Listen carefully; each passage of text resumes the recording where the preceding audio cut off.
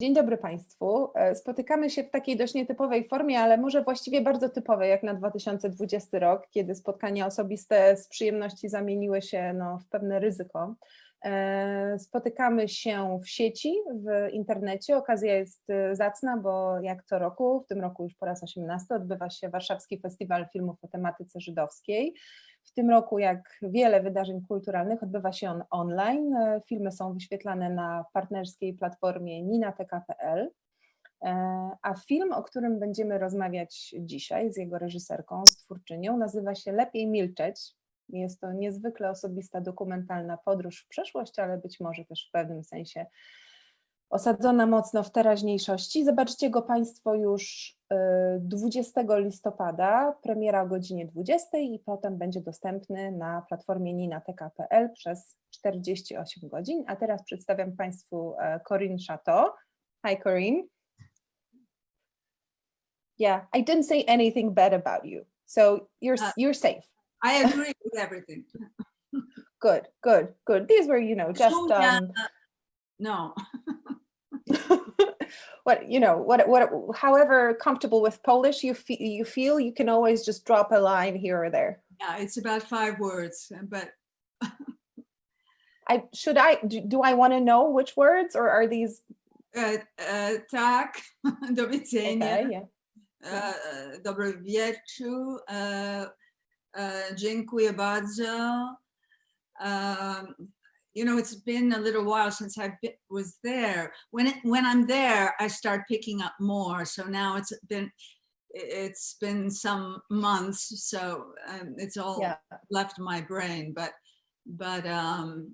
Polish is a very, very difficult language. I mean, I must say, it's very. It is. Had I known how many times I would end up going to Poland, I would have started right away to take lessons, but I had no idea, just the whole journey was totally unexpected. So, but I love the sound of Polish. It's beautiful. It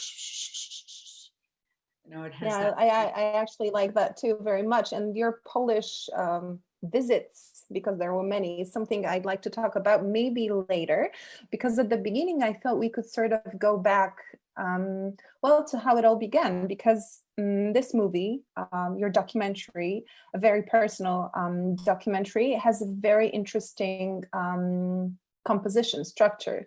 There are pieces from, several decades, put together.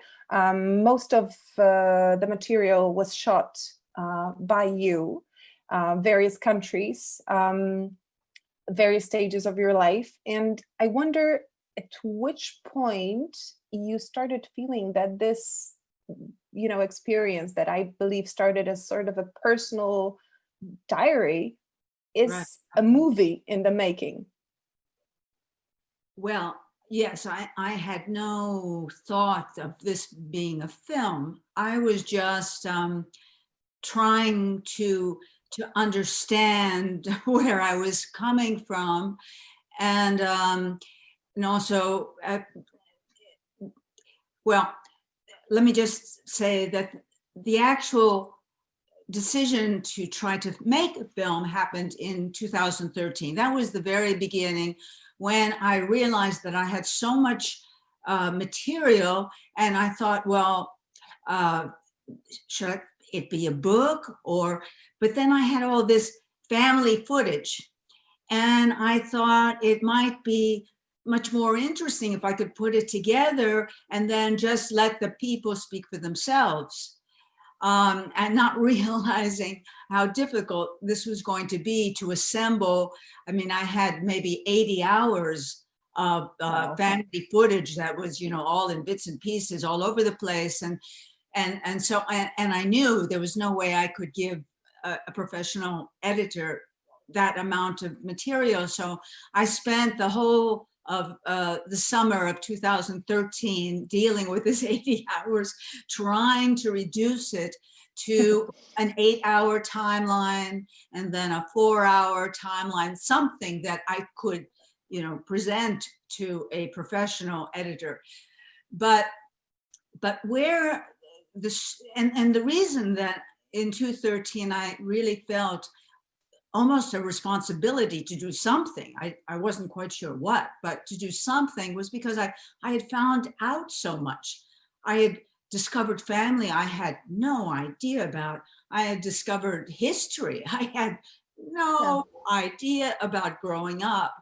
And then was discovering about a lot of important people in this family, important Jewish families from Warsaw. I mean, and when I say Jewish, I have to then say immediately that I had no idea about my Jewish background growing up, and not really until close to 40.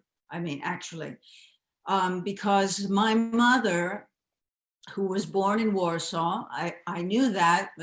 I knew her whole family were from Warsaw, that she, along with her mother and her grandmother, had escaped during the war and had gone first to Italy and then to Portugal. They were in Italy for nearly a year, to Portugal for nearly a year. And then I knew that they had managed to get to Brazil. I knew a little bit about the war experience. That's what I knew. I mean, but just sketchy. I knew that my grandfather, Klement Skalski, had been a diplomat. He was the lawyer for the Portuguese affairs in Warsaw.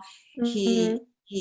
And Portugal, I have to say, well, I'll say later, but Portugal is a very key element in this story. Without our Portugal connection, I don't know if my family would have survived. So I knew a war story a little bit. My mother did not talk about the past. Mm-hmm. I mean, the past was evident in the fact that she had a very strong, if not Polish, European accent. Everything about her was European. I was born in America.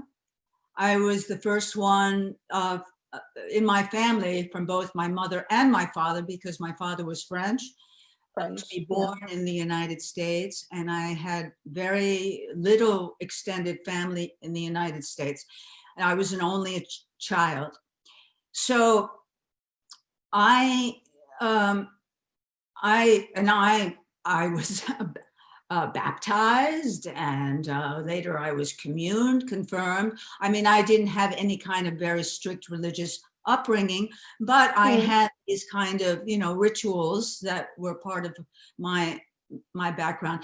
And I actually didn't even know that that my Polish grandmother was alive.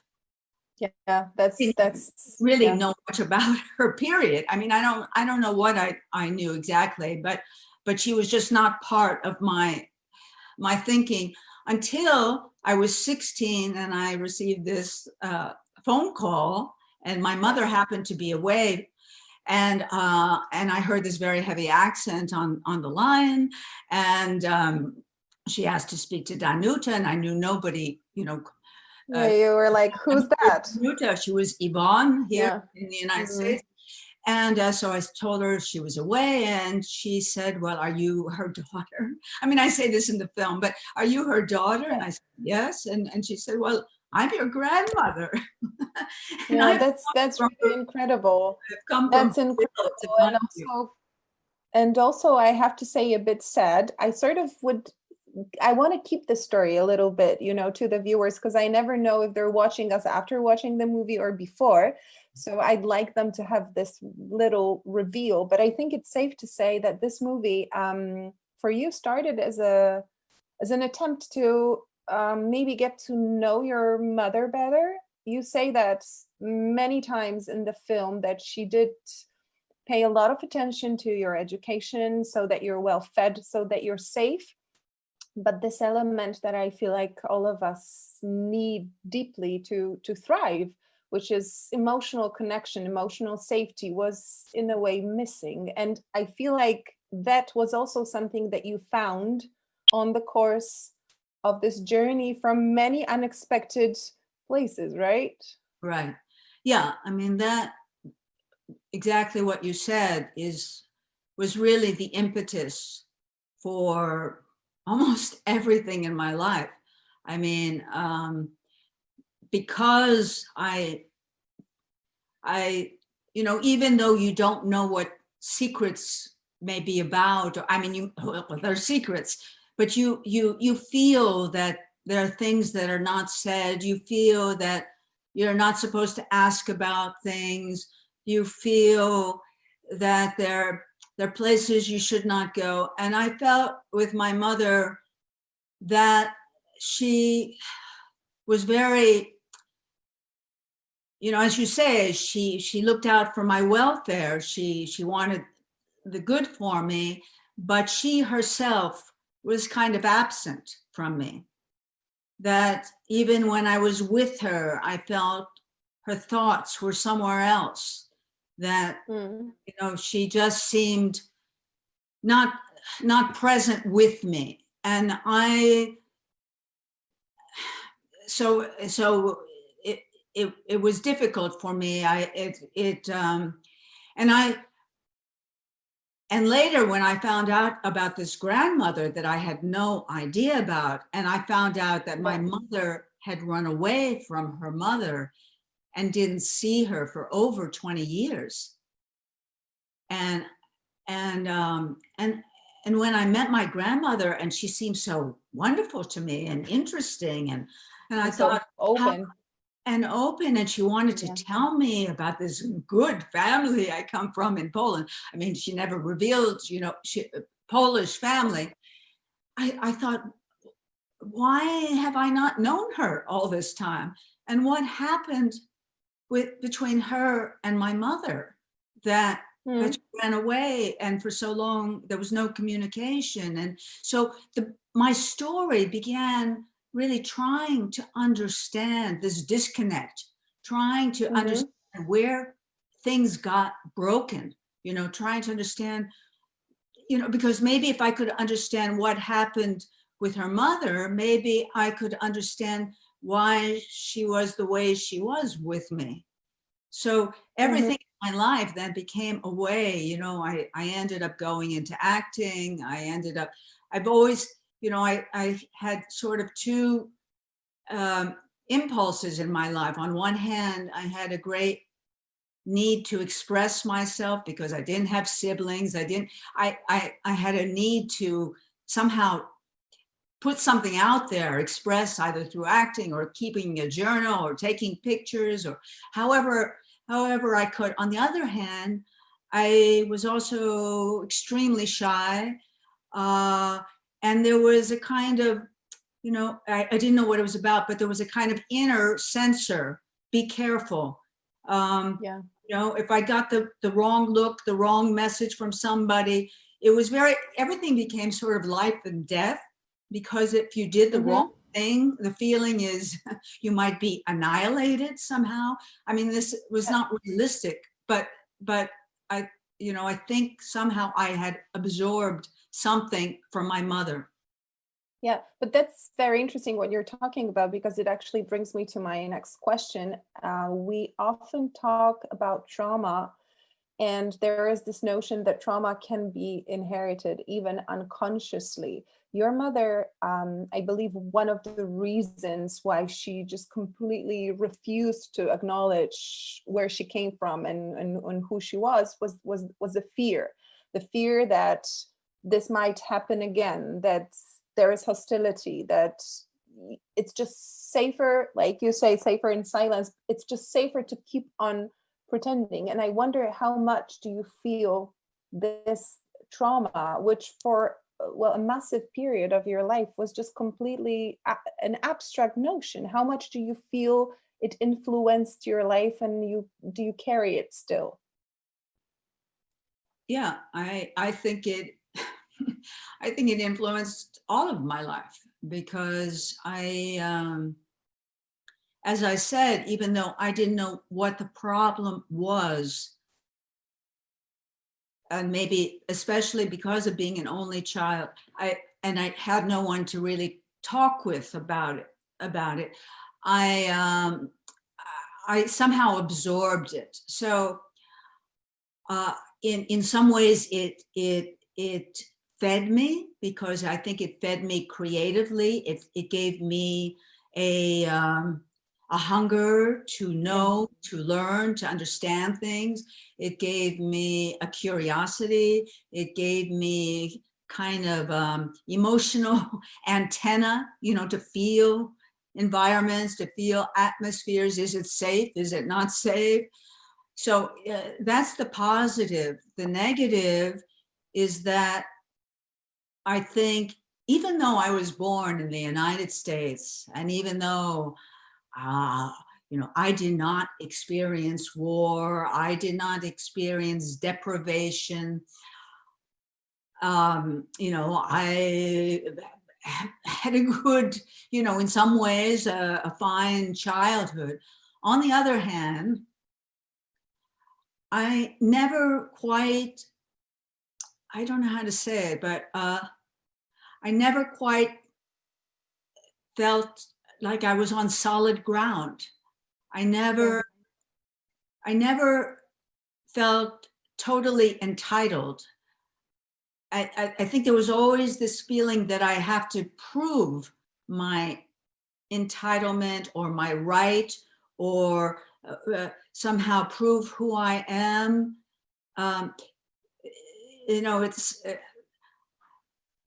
It's hard to explain, except that I do understand about, now we are living in a world where so many groups of people are being demonized, and where so many groups of people feel, well, maybe it's not safe to be here. Maybe it's not safe to be who I am. Maybe if I can pretend to be part of the accepted group, maybe I can. Yeah. So I can, even though, I'm white, I live in the United States, but I understand more that outsider mentality, in a way, that feeling that, all American kind of thing. I can't say that that's what I identify with. It's more the other. It's actually a question I was meaning to ask later on, but because you touched that subject, I'm going to do it now. The film ends with a dedication to, the film is dedicated to the survivors, to the victims, to your mother, to your grandmother, but you also say it's dedicated to all those who didn't feel safe to be who they are, both referring to the past and to the present. And I just wonder, what's your perspective on this issue, knowing what you've learned throughout the process, being, of Polish descent, French American, living in America of today, having talked to all those people, seeing all these things. How do you feel with that topic at the moment? Well, personally, I just feel we have to come together as people. I mean, we are 90%, 99 point whatever percent the same as human beings. And I think all the tribalism and all the nationalism, populism, all of this becomes dangerous, because it means that there are some groups that are not included. And the reason I think it's so important to know where one comes from is because it's so easy to forget the past. It's so easy to, how many young people really know very little about the Holocaust? How many people actually deny the Holocaust even existed? And the same thing in the United States, about how many people really know about the treatment of American Indians, the genocide that took place, the slavery. We know this in general terms, but we don't know the horror of all that happened, the horror. And now, we're having all this unrest and all these social justice issues coming up. And I think everything that I've been trying to do on a conscious or unconscious level has been trying to connect the pieces of my own life, but also to try to connect, the Polish-Jewish issue is very complicated. Very complicated. To say the least. To say the least. Yeah. And I think it's often very misunderstood. And I have to say, this journey is, I'm not doing this as a historian. This is not done as a documentary based on, total all facts. This is my personal experience, what I discovered in the moment, what I understood in the moment. And sometimes things changed, and then new things were revealed, which might have put other things into jeopardy. So it was a constant process, this journey, and it's not over. It's still, and but I was trying to understand what was the big problem between Polish and Jewish, and why did my family seem to want to go on the assimilationist track? I mean, part of my family, the Nussbaum, Hilarovich, the Felsenharts, they were on the assimilationist. And it took me the longest time to understand, what does that mean? Because, I mean, in America, Jews are assimilated. They're, integrated into society. I mean, there are some groups that have their own communities, but generally speaking, so it was very hard for me to understand what assimilation meant and why this was so important for my family. But as I went, learned more and more, I think, they really believed Poland was important because they were living in Poland on Polish soil, and they wanted to be part of the Polish culture, the Polish language, the Polish society. They wanted to be able to be professors, to be doctors, to be whatever they wanted to be. And one could look at that as opportunism, or it can be looked at as just wanting to integrate. And or patriotism, actually. Patriotism, but without, it began without losing one's Jewish religious identity, without losing one's customs. I mean, what one does, at home, that's your affair, and but they didn't want to be excluded. They didn't want to have to, be totally apart, speaking, and so I know that some Jewish people think that's a betrayal, that some people in the family then ended up being baptized, for instance. I mean, that's a real crossing over the line. But if that was, if they believed in Poland, if they believed that this was the way that they could be part of the society, this is the way they could offer something through whatever their profession was, understandable. Unfortunately, and the sad part is that it didn't work. I mean, in that time, in that, that Poland became independent in 1918, and then there was this 20-year period where Poland was independent, and I think the hope was that there would be this peace and reconciliation, and that, at least that's how I see it. I know other people would disagree with me, but but I also think it's we both know that it's very easy to say, oh, I would do this, I would do that, and judge a behavior from a perspective of time. But unless you were there in that very moment and that was your life, you never know.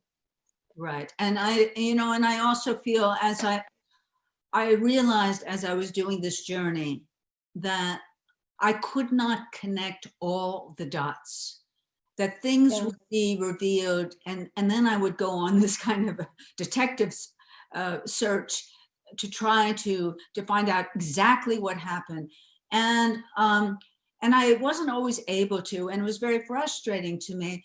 And I remember Anya from the Jewish Institute in Warsaw, the most wonderful woman who helped me so much, and as well as Yale Reisner, the two directors of the Jewish Institute when I first went there. She told me, and that you will never find all the pieces. You will never, but it's the search that's important, and it's trying Exactly. to give honor and to validate, what you can, and to try to put the story together. And Dorit Novak, who is the general director of Yad Vashem, she said the very same thing to me, that you will not be able to put every single piece together, but the fact that you honor that these people, these lives have not just been forgotten. That's what's important.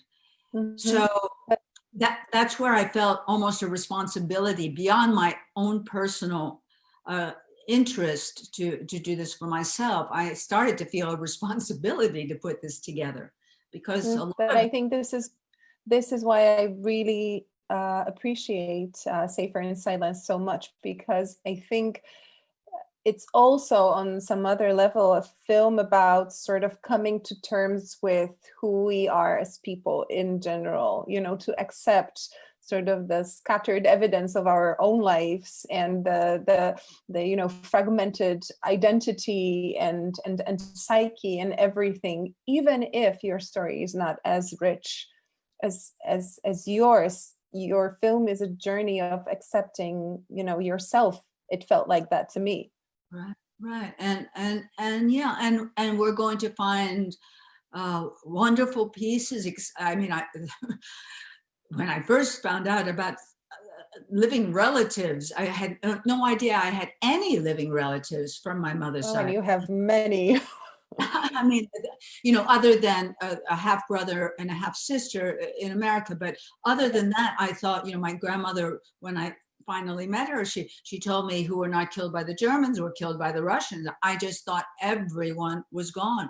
So to then find out about living relatives, I mean, it was the most unbelievable thing. And then at the Jewish Institute, to find out about these important families, and to find and to have Anya tell me things that corroborated with the stories my grandmother told me, it was just so thrilling.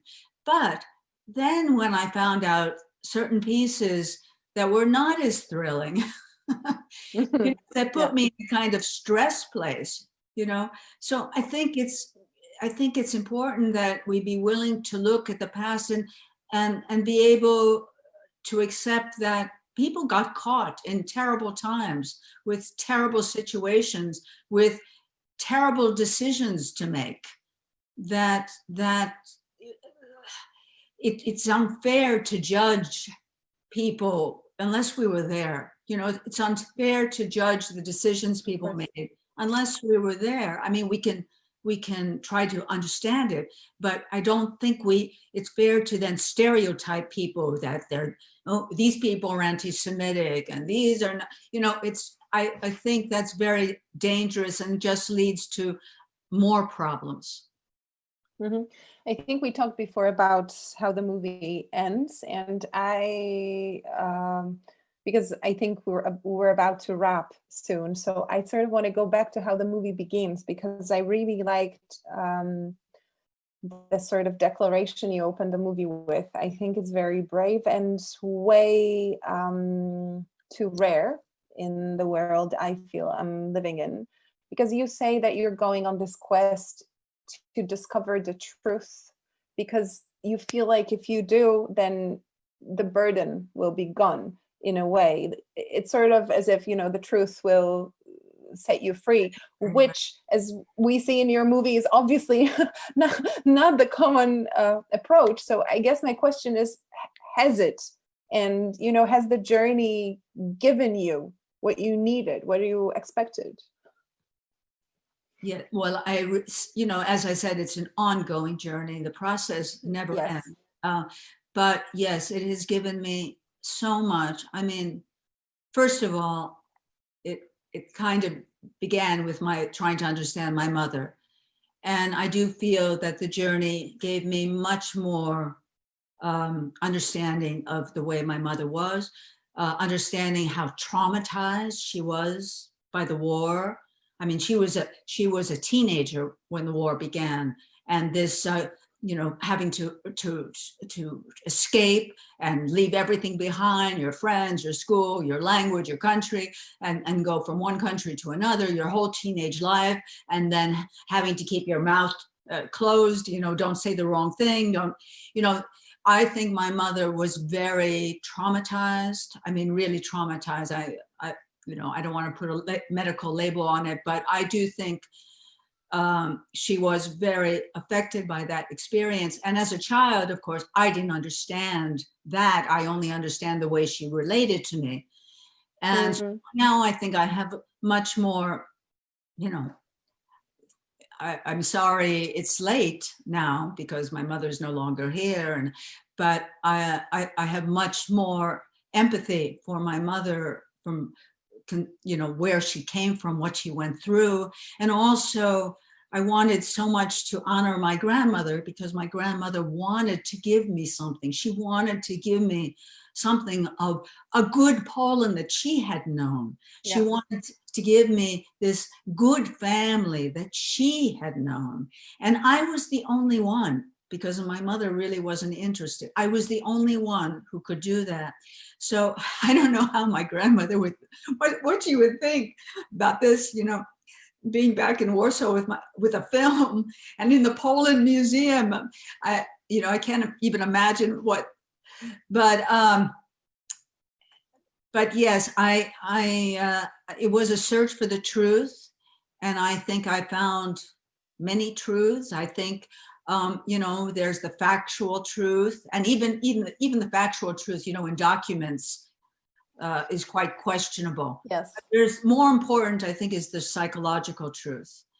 And that's where I think I have understood a lot more than I did. So yes, I feel I'm very happy I made this. It was very hard to make, very hard. I had no budget, I had no backing, I had, you know, but I felt, once I started, I felt I had to do it. I felt compelled. You know, I had a whole other life going on in New York, but I just, there was something, I just felt until I complete this, I will feel something really missing. And so I am so grateful that, you know, I was in Warsaw. I just wanted to say this. I was in Warsaw in February of this year. I came to do the post-production with the E Factory in Warsaw. And so I was so happy because now, at last, after all this time, finally, it's going to be finished. Finally, it's going to be finished. And then, and so we were working, and then I think it was March 12th, everything shut down. Yes. There was lockdown and the borders were closed, and I didn't even, and then Trump was talking about not allowing people back into the United States. And it was just the most, you know, but the only thing I cared about was finishing the film at this point. And, you know, the post-production place said, well, you know, once this blows over, we can finish. And I said, no, please, I beg you, please. Now. We have very little to do. It was just subtitles, credits. Please work with me. And so that's how I finished, you know, working from my hotel room and then working with somebody in their room. And, you know, and I'm so grateful that they did work with me and that I did finish it, because otherwise I don't know when it would have been finished.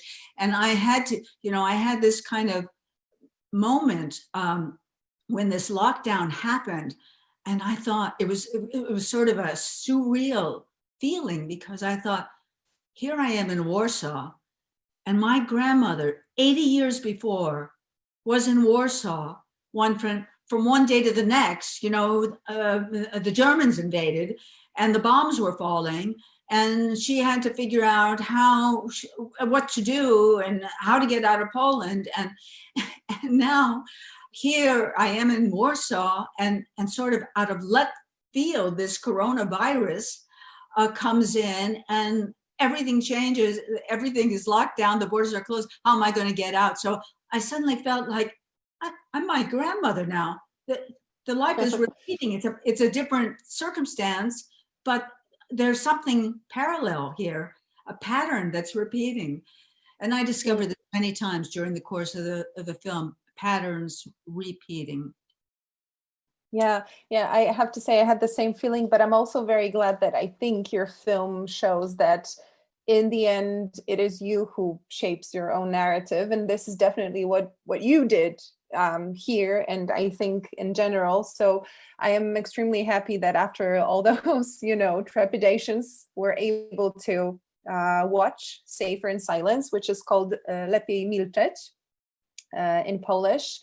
And I'm just gonna remind. I just want to say one thing. Yes. An incredible thanks to Milenia Fiedler. Oh yes. Who now I hear is the head of the LEPIEJ Film School. I mean, without Milenia, I don't know how I would have done this, because I needed to find the right editor. It was not just finding a good editor. Yeah. I needed to find the right editor. It's like for a play, you may have a lot of good actors, but there's one actor you have to have for that part.